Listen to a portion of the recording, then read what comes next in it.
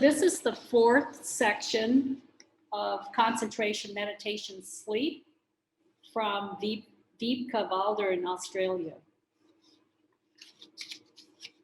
For the human being, it is extremely important and of special value to always realize that there are both two forms of concentration and two forms of meditation. One form refers to the stabilization, which means that the object of the concentration or the meditation is fixed and is made permanent and unchanging. The second form is that of the analytics, by which the consciousness carries out an investigation and analysis of what has been concentrated and meditated on in an observing and considering, researching, testing and investigating wise, in order to create from it a synthesis that is a summary and union, or rather a result. This analysis is of importance because, first of all, everything must be processed, worked on, and everything must be undertaken to be able to use the whole thing. Everything must be formed in the right way.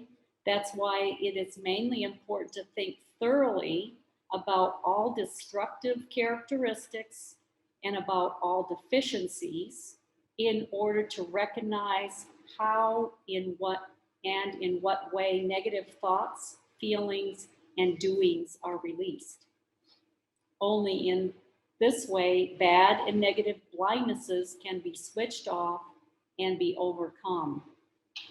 Everything must be fathomed and understood using the analytics in clear-sighted wisdom. Only if this is done can it be expected that a firm decidedness is building up in order to carry out a true concentration or meditation.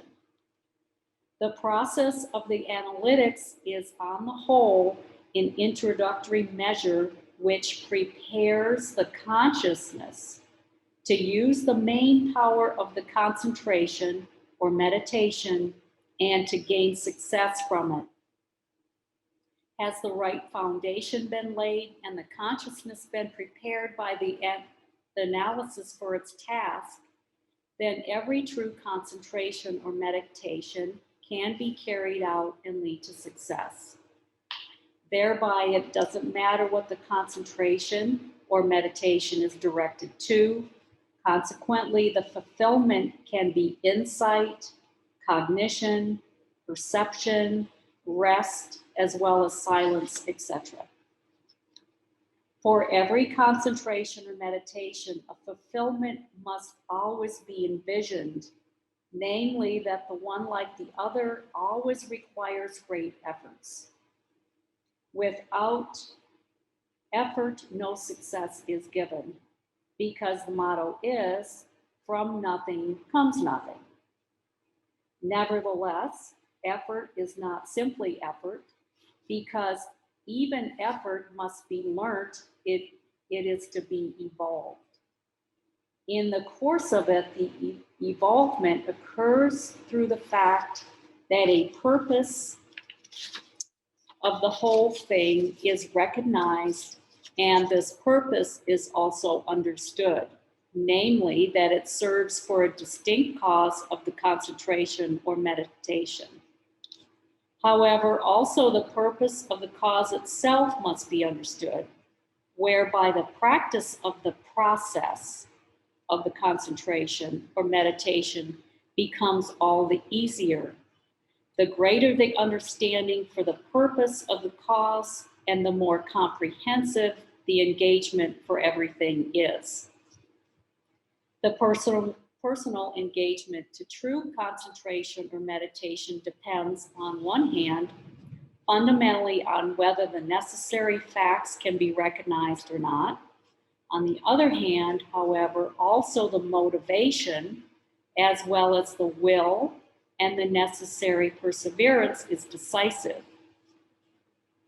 It must not be forgotten that it also is essential and of great importance that concerning the concentration and meditation, Both the stabilization as well as the analytical absolutely has a decisive significance and must be included as exercise.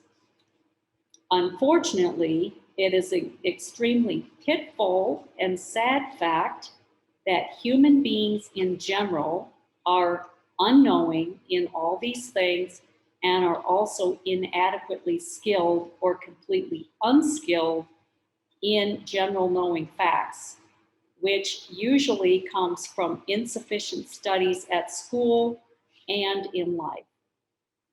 Even those who pursued or still pursue manifold studies are included herein because their interests are usually purely occupational and not directed at a consciousness based evolution because the sheer mammon is much more important to them than the consciousness based development and the human being in the real and true sense, as well as a completely ripened and equalized, powerful mental block.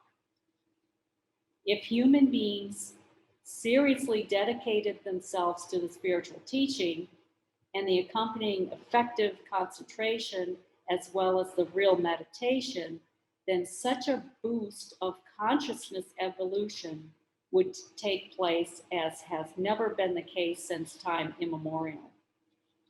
Thereby, true peace, as well as true freedom on earth and in every single human being would unfold, while joy, happiness, and harmony would smile at each individuum. However, the fact that this is not done is extremely sad, and as long as each individual and the masses do not try to fathom and understand the analytics of the consciousness in order to take concentrative and meditative advantage from it, so long the human being will not commit him or herself in general only to the everyday and banal things of life.